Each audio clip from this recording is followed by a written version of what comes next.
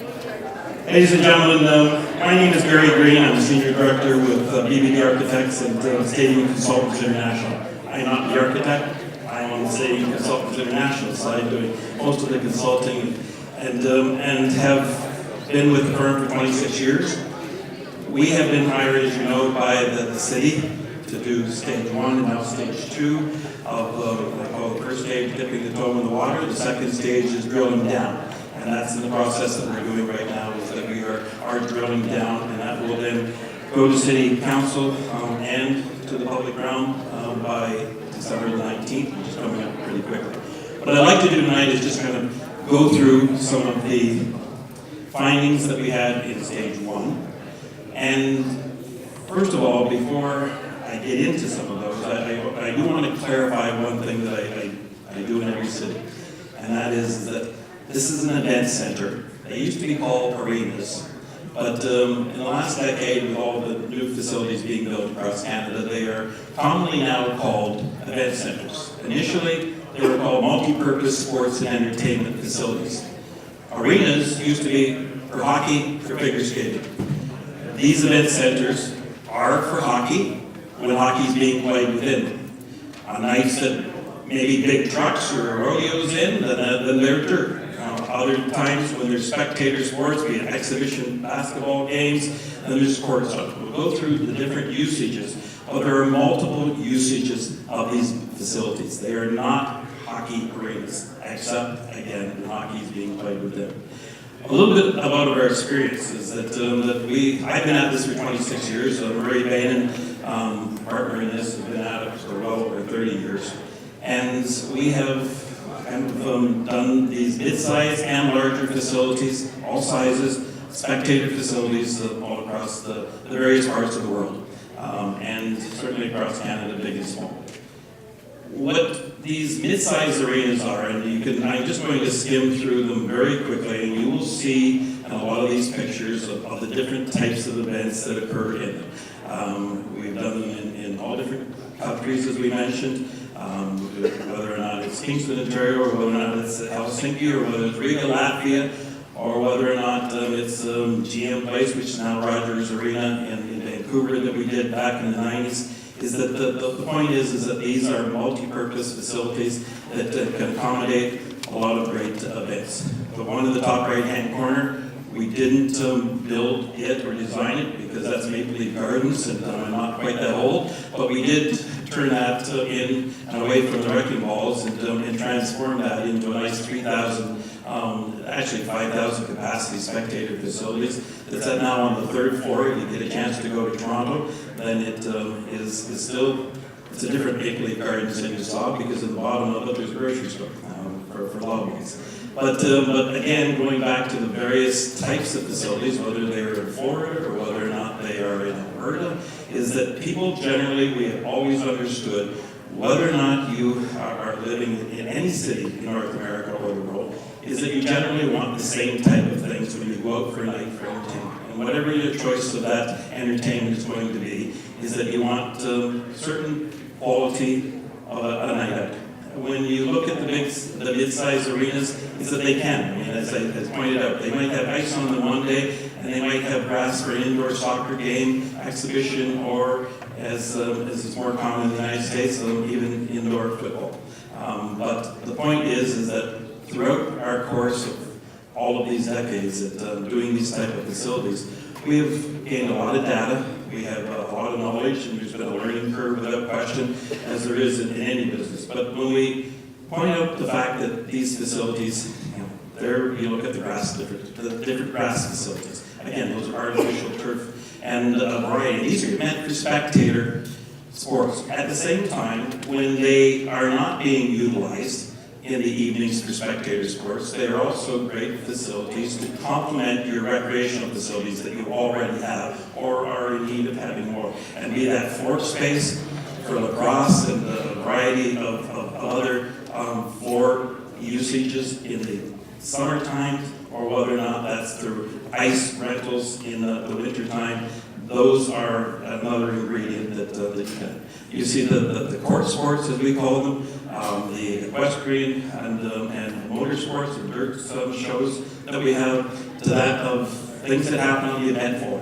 One thing that's important, and you'll see it further on, is that these are very complementary to your performing arts centers and your conference centers, is that they all work together in those cities. And as you know, you have, and I think you've got a beautiful performing arts center that holds 800 people.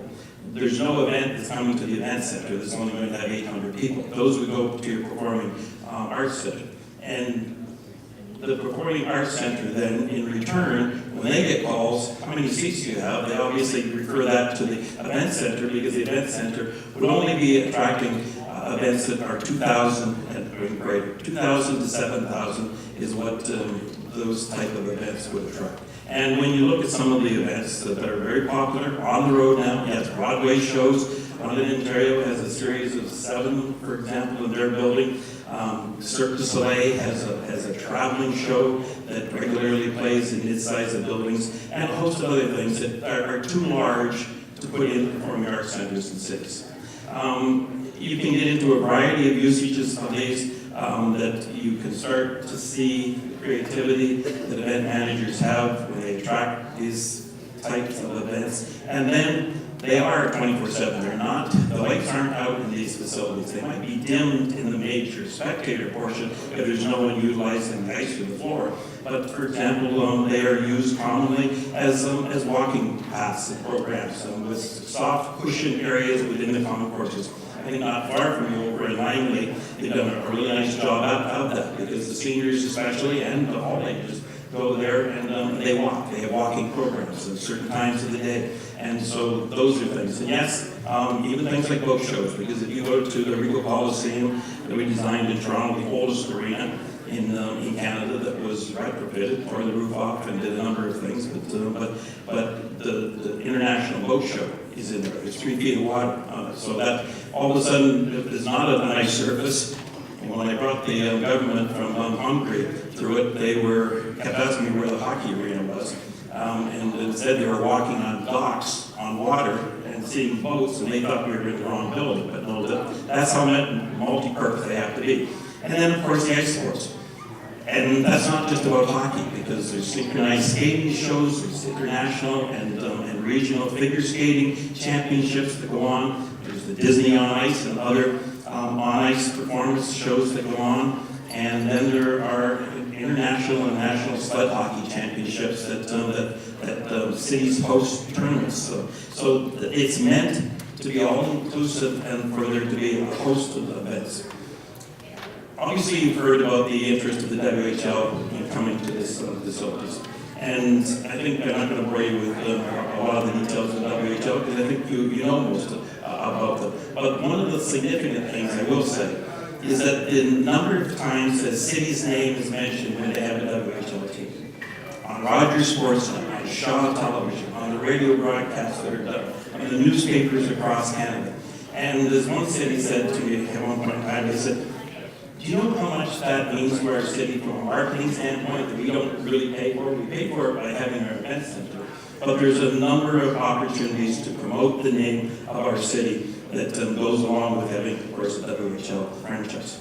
And within that, we also looked at market size. And in the market size, it actually surprised us, because we were thinking along the lines of a 250,000 marketplace.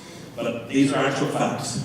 These aren't pulled off. That's exactly what the numbers are within the driving distance. We call it the capture market, whereby people are used to driving. That in fact, when you talk to people in the north, they regularly will go to events in Victoria to save on, and other people will get on the ferry and go over to see shows in Vancouver. So what we like to explain is that those are dollars that are coming out of the pockets of businesses in Nanaimo that are going, those are disposable dollars, those are entertainment dollars that are going outside the market. I won't get a lot into now, we'll do this on one-on-one, because in stage 2, we're going to get into a lot more of the market characteristics when we drill down on economic impact. But one of the things that we were surprised about was Port Theatre. And Bruce has done a great job there on a limited market because of 800 seats, but 10% of their tickets sold are off the island. And that wasn't surprising to us, but it was great that they had that data. And 20% were the households outside of the regional district. And so that's where you start to understand economic impact, when people start coming to your city for reasons where they live other places, but they're coming here for events. The difference in an event center is that you've got a much bigger marketing budget than you do for an 800-seat performing arts center. Is that in the theater, you have a budget whereby these promoters, Live Nation and other promoters are coming in, and they're selling 5,000, 6,000, and 7,000 tickets, because they've got a much bigger budget to promote the name of the facilities and to come to it. Touring shows require things. People often say, well, why can't we just take the old arena and renovate it? Well, we looked at that opportunity, but the footprints are too small. The ceilings and everything that goes into the events that are required now, it's just about growing. That's the plan center. It's still usable, absolutely, as we have said. It is still serves a great usage to this community. But from a standpoint of where you were 40 years ago as a city, you're a lot different city now than you were 40 years ago. When it comes to the requirements, I mean, that's the average attendances in the WHL. Red Deer and Kelowna are places that we look that are similar in markets, and that starts to hit home because the WHL plays 39 home games a year, including the 3 exhibition games at the start of the season. So what that means to a community is that 5,000 people are coming into your event center, meaning your downtown area, on a regular basis to watch these type of events, not just the hockey game, but this is a sample of what the WHL brings. The other thing is that just all of the different requirements that you have that we had to go through with the event centers, and I will leave that, and again, this is all on the city's website as well. There's the base facilities that we're looking at, and yes, it does have what we call neighborhoods, where there's suites, there's club seats, there's a variety of general seating, there's restaurant, there's all different types of concessions, and amenities that people want in this day. This revolutionary thing for ladies called enough washrooms, because most of the old facilities were not designed thinking that there are more requirements for bathroom stalls for women or for men. And that's just the state of that. You don't, it's a pretty simple building along a lot of ways. It's cross section. You'll see. You know about the 2 sites that has been narrowed down to, the Howard Johnson site and the One Port Drive site. We can talk more about that in the discussions. I want to make sure before you see this next picture, as you see it again, the architectural side of our firm always has to come up with one concept that they think, that to start the discussions. The design of these buildings are designed by the community. After a lot of input as to what you want and what you want it to look like. But you have got to start that discussion with something. And so Murray Bainin came up with this concept and a little bit of the heritage. And it may end up looking nothing like that. But again, that's for the people of the city to decide. It starts the discussion. One Port Drive, you see where the site, and obviously it's a little closer to that of the conference center, and an area that has got pretty good growth potential to it. You look at the 2 sites and you see the northern gateway, and then you see the southern gateway. One Port Drive be the southern gateway. That's what it looks like now. That's what it could look like as just, again, an example of a building. But what we also have seen many times is the economic impact of these facilities. Once you start getting a lot of people coming to events, you get pedestrian traffic. People always all of a sudden say, well, where's the parking? Well, the John Labatt Center, for example, in London, Ontario, 10,000 capacity, under 200 dedicated parking spots. Well, people say, where do you park then? Well, that's how you rejuvenate downtown. That's the best interest, because within that radius, that 360 radius, people find places to park. There's parking garages, there's street parking, there's a host of other, because these events are at night. And during the events at night, then there's a lot of downtown parking spaces that we walk downtown at night here. And there's a lot of parking spaces that are open. The other thing is that people go out socially. And we're getting to the point in time, as we were used to dealing with in Scandinavia, where there's zero tolerance. And I happen to be one that agrees with that. Is that you're going to go out and have some drinks, you don't drive. And as a result, then people start using public transit, they start using taxis that have designated drivers, like my daughter's generation does, whereby they're much smarter than our generation, at least my generation, were in that respect, and they have a far greater respect for it. So one car will take 4 people. So you start to get the feel of what it does to the downtown community. I know I want to break for a second here, we're going to continue on, but I want to ask if there are any questions so far that perhaps I could answer. I have a question. Yes.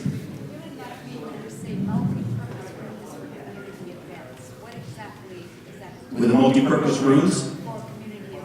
Right. So what we meant with multi-purpose rooms, well, there's multi-purpose sports and entertainment. So multi-purpose meaning all the different events that would happen. But there's community spaces that if they went to the as we'll describe a little bit later, is to the bigger version, there would be community space rooms within it for meetings and for community usage, and that's an option that the city always has. So we recommend those options, and then that is very much part of what we refer to as these being also the #1 community center, because it's a gathering place. The 9Y, I understand, means gathering place.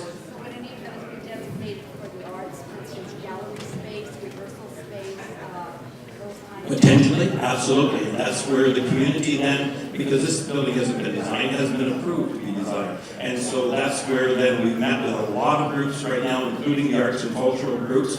We've got feedback the city has been collecting and we've been collecting, and a lot of that data will be displayed in the stage 2. But yes, all of those possibilities are there because this is your building. These buildings are the city's building. Yes? I notice you compare Nanaimo to Kingston, Ontario, London, Ontario, Langley. We are talking about an island here, and we are sandwiched between Vancouver and Victoria, which already have centers that are not that far from Nanaimo. And how you can see the comparison between Nanaimo and those cities in Ontario? Let me just explain for that, because it's a very good question. Is that for example, you say Kingston, Ontario, but 40 minutes down the road, they have another facilities that is similar, and that is in Delta. And then back there, we're going to build another new one there. And then you go 45 minutes up the road, and then you come to Ottawa, which has multiple of the spectator facilities. And then you go to Cornwall, and they've got an event center. So I understand that you're an island, but you're not different than other people in this respect of knowing what you want from an entertainment standpoint. But these places have the population to support the venues. You are the biggest population west of Toronto that does not have an event center. Oh, and we've got Vancouver and Victoria. Well, Toronto has got, I can count the number of facilities that event centers that Toronto has: Ricoh Coliseum, Brampton, Mississauga, Oshawa, Richmond. You just keep on going. We're talking about massive population out there. Well, yes, but for example, Belleville's 40,000 people.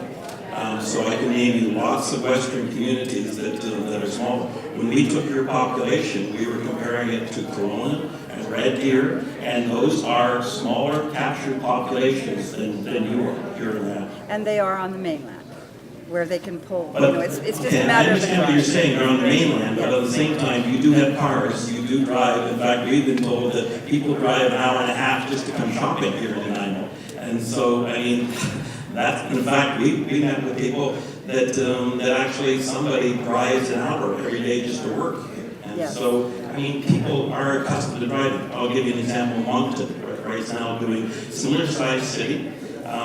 They have 150,000 people, thereabouts, in their marketplace. They're doing 9,000 seat facilities. And people are used to driving. They've been driving to Halifax, they've been driving. Now PEI wants one, they have the bridge, they're on an island. They have an event center, they want a new event center, and that's what they're working on. And that's why people go to Victoria, because there's lots of eye candy there. It's a nice city.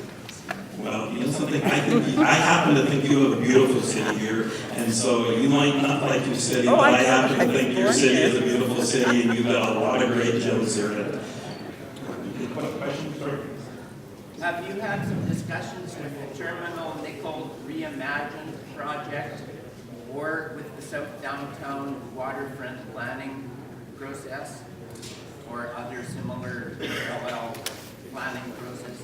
We have met with a number of groups. We haven't met with them, no. We have had the studies that were presented to us, but we have not met with them. But there's a long time yet to go in the public engagement process. We've probably met, I'm going to say to the city staff, probably 30 to 40 groups thus far, and 3 open engagements. And so we are trying to get people to interact with us because we want the input. That's what we're responsible for doing. So. 30 to 40 groups, could you name some of them? But you're saying no to the specific ones that I mentioned, right? Could I name some specific groups? You will see that all of the groups in the report that will be on the public internet. I can know we've met with hoteliers, the Downtown Business Association, the Chamber of Commerce, the West Committee, and a host of other ones. So, one more question, and then I'm going to be here all night to answer questions. So, just if we can have 2 more questions. Just a quick one. You keep referencing Red Deer and Kelowna. Neither one of those have a major cities like Vancouver and Victoria within easy travel distance of Nanaimo. A more appropriate example might be, say, something up the Fraser Valley. Is there not an event center that went in there recently up the Fraser Valley? Up Chilliwack Way? Chilliwack has an event And center. how's it doing?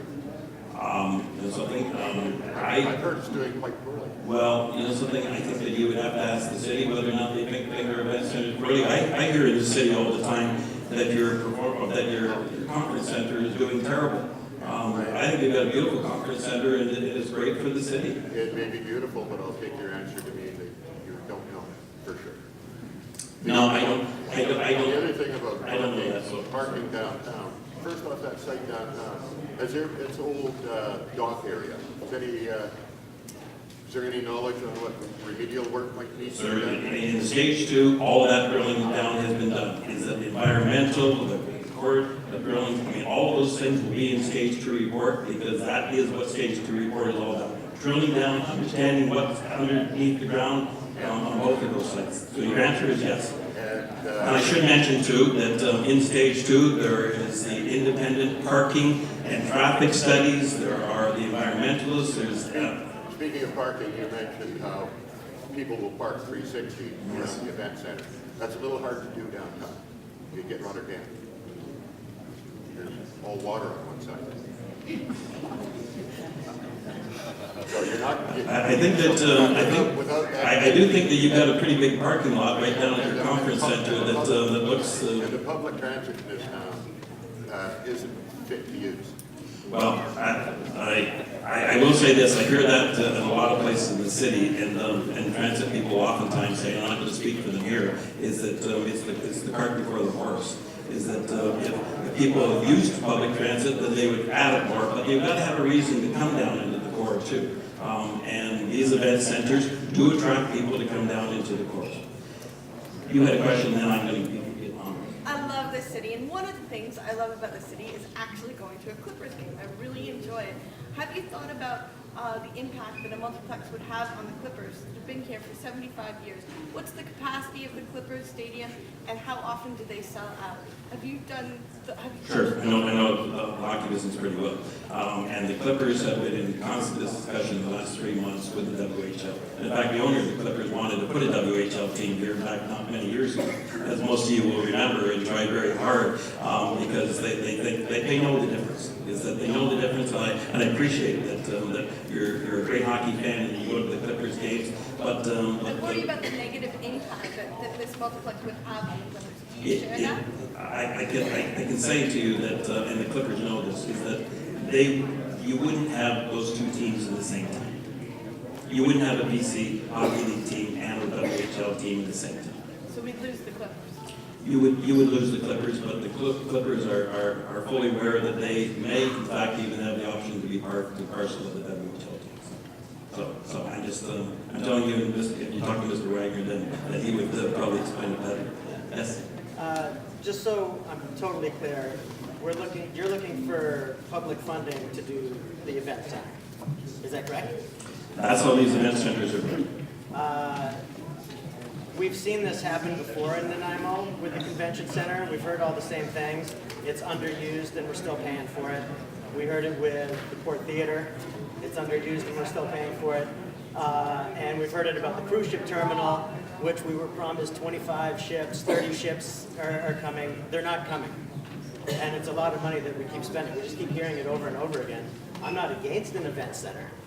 If somebody wants to pay to put in an event center, that would be, great. It's their gamble and they can go for it. But as a taxpayer living here, and I have lived in Toronto and I have lived in New York City, so I have experience in different size municipalities. In my experience, it's a gamble on our part when it should be a gamble on somebody else's. Well, I can answer that. That's a good question, because so often what we hear in these communities is whereby, well, let the private sector do it. Well, we hear that right across the country. Trust me, if the private sector found that there was money and a lot of money in building these things and operating them, they would in fact have been doing it a long time ago. But these are like performing arts centers, convention centers, conference centers, or as one gentleman stood up and said to me one night, he said, I don't have kids, but yet I pay school taxes because I know it's the right thing for our communities. And at the same time is that when you take a look at the numbers, because the city staff have broken it down, because I've heard so many times, and this is so common, how much these facilities are taken out of my pocket. Well, they also put money into your pocket, because one thing about having a great city is having things like performing arts centers, libraries, great school systems, having event centers, having convention centers, because that's what makes a great city. And so are those public facilities? Yes. And if you think that there's going to be a white knight that's going to come in on his horse and agree to pay for this, I can tell you that many cities have been down that same road. And will developers sometimes jump the gun and say, I got a piece of land and I'll build this facility because I happen to have gone to event centers and it looks like they do really well because they're full, there's lots of people they're buying, and then all of a sudden they start to speak, and then after they speak, they start to do their due diligence. Well, I mean, in all fairness, is that sometimes you need to do your due diligence before you speak. And in the many cases that we run into across this country is the fact that people think then that the private sector is going to build it for them. Well, you wait for the private sector to build it for you, and they will build it for you. And they'll do things like leaseback. And they'll charge you 14% on doing it for you. And as a result, you'll do a lease back, and yes, they'll build it for you, on their lands, and they will build it for you. But instead, you can borrow the money probably, and Victor's here tonight, he'll tell you, you can probably, if you went to the province and borrowed it, for example, I'm not suggesting that that's what happened, probably borrowing at 3%. So what cities have found, and I'll tell you, Fort McMurray went through this, they did the exercise. They spent millions of dollars going through a process for 2 years where they thought the private sector would do it, private sector said they would.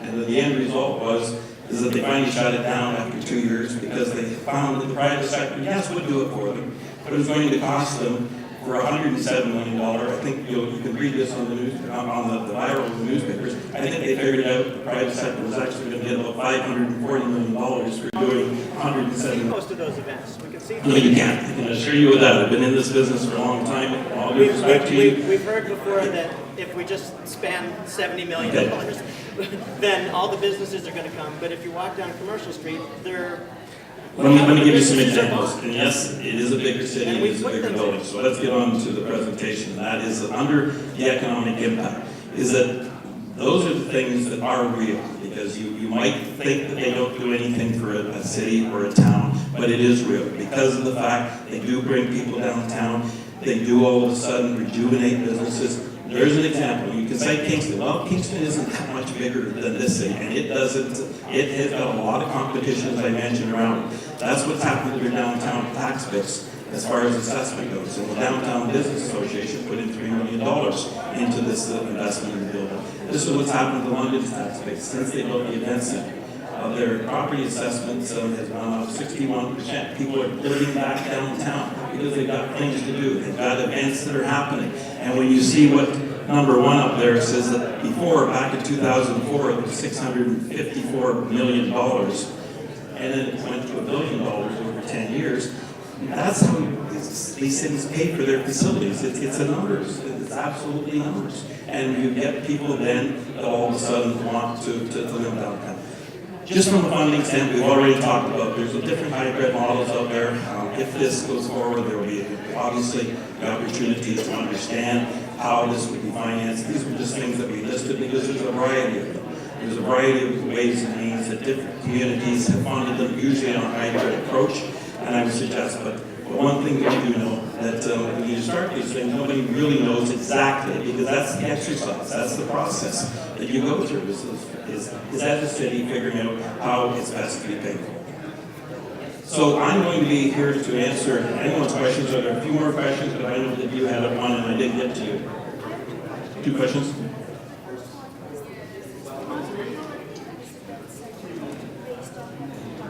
No, that's a very good question. There's communities that don't have WHL teams that still want it. Oh, sorry, the question was, is building this event center, is it really, is it the WHL team? You have to have a WHL team otherwise to build this type of event center. And I'll give you an example of Thunder Bay right now that are ready to build an event center and they're shovel ready, is that they don't have a major tenant. But their major tenants, as far as they're concerned, are going to be the events that happen on a regular basis. And besides that, they've outgrown their old arena that was built 50 years ago. And they also pointed out that when they built the old arena downtown in another portion, it had 0 parking. Yet people always found a way to put 3,000 people in that particular old arena into the event, and they didn't have any parking. Your second question. The second question was about statistics. Yes.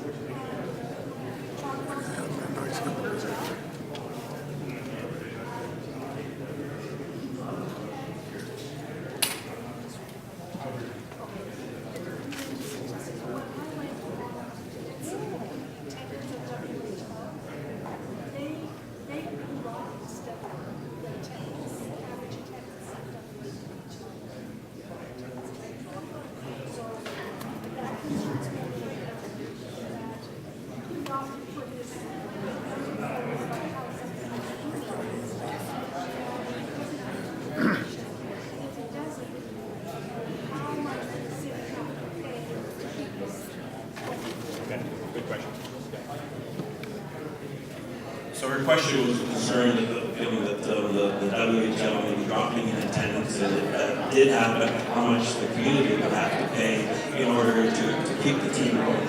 And the answer to that is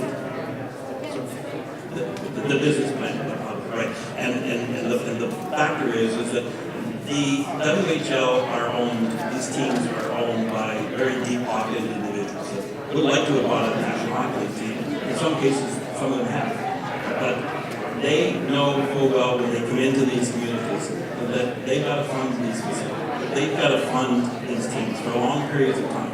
And these leases now, unlike back in the 80s, is that these teams now commit to long-term contracts when they come to the city, and that the league also guarantees those contracts. Unlike some other leagues, the National Hockey League does the same thing. The American Hockey League team, they guarantee that that team is going to be there and pay their bills. And when the odd time that hasn't happened in the league, then the league has to step in and pay their bills for them, but never the city. Yes. Oh, sorry. One second. The lady with the microphone. Now we've got a microphone working. Thank you. I actually have 2 questions too.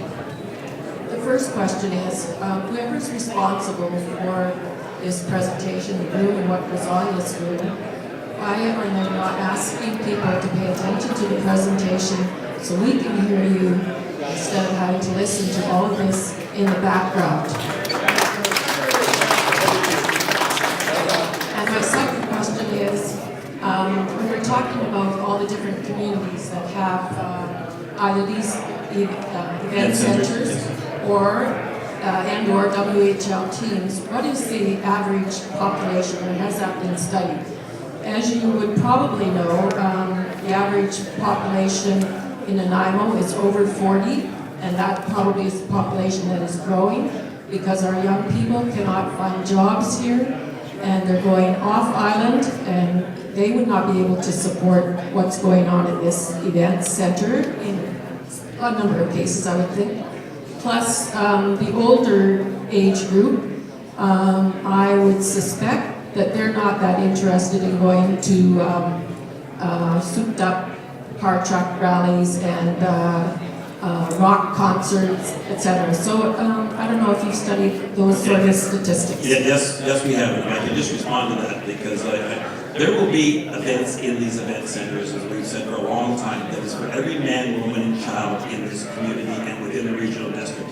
You might say souped-up trucks, and you might say, rock concerts, but would you go see Michael Bublé or Diana Krall, or would you go see Carrie Underwood, or would you go see Cirque du Soleil, or would you go see and take your granddaughter, as I have or will be doing, to the Disney on Ice or the Muppet Show and a host of other types of events? So what I want to make clear is that these event centers are for everyone within the community, and I can guarantee you, as one gentleman said to me yesterday, I probably wouldn't go to it unless Roger Waters is playing.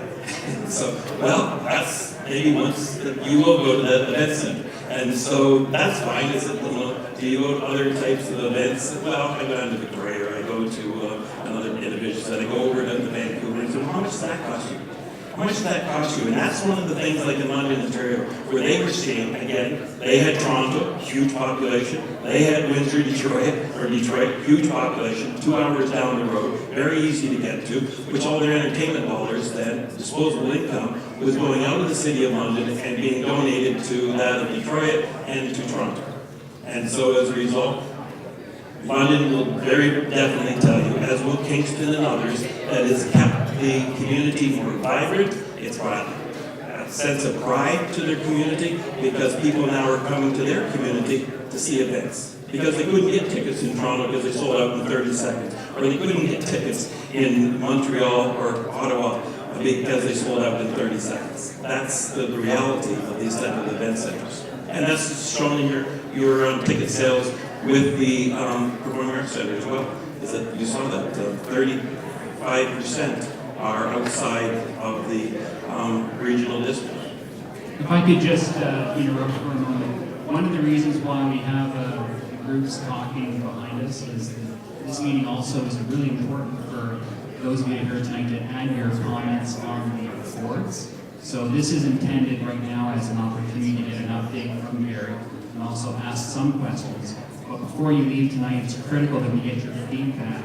That's how we're assessing where the public is, and that information is important for us to hear. So we're happy to take a few more questions, but it's important that you also go back to the boards and leave your input. At any time, you're welcome to talk to Gary. I have one more.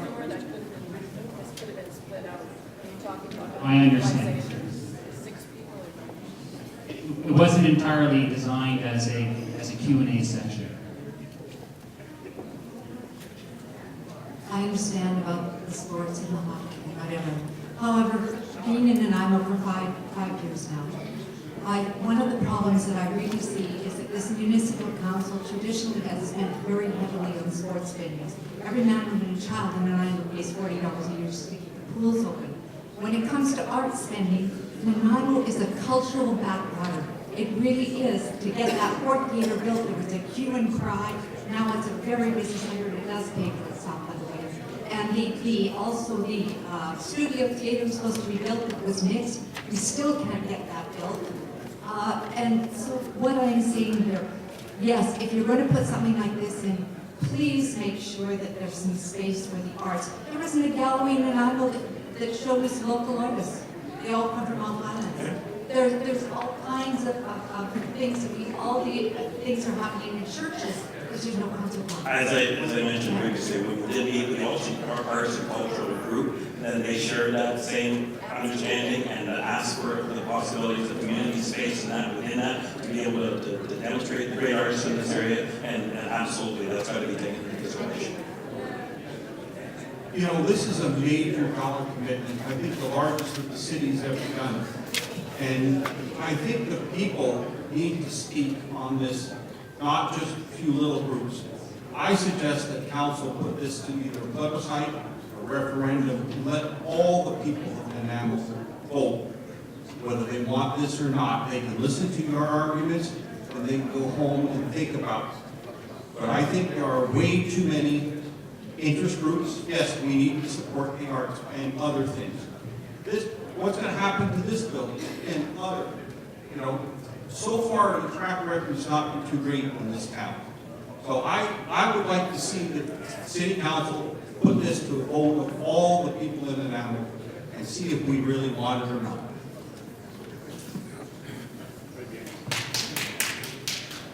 Hi, I've been living in Nanaimo for 5 years, and it's a beautiful city, but I have a question. I read the Nanaimo Daily News today, and they say that it could increase the property taxes by approximately 3.3%. Is that correct? I don't work in the No. city, sir, so in which case you would have to direct that Well, to that's- someone within the city. That's a bit of a sore point for me, because my property taxes rose 31% last year. I've got a tiny little lot, but I've got an ocean view, big deal. I get garbage pickup, I get one pail every 2 weeks, and I'm not getting any bang for my buck. And I think the lady was bang on it when she said about lack of jobs for young people. I don't think there's enough population in this area to support this huge project, and I think you're biting off way too much, and I don't think it's going to float, and it's not going to work. There's just not enough people in the immediate area. The Fraser Valley, I lived in the Fraser Valley for 25 years, and there's several 100,000 people within the distance of Chilliwack. You don't have that population here. I don't see it working.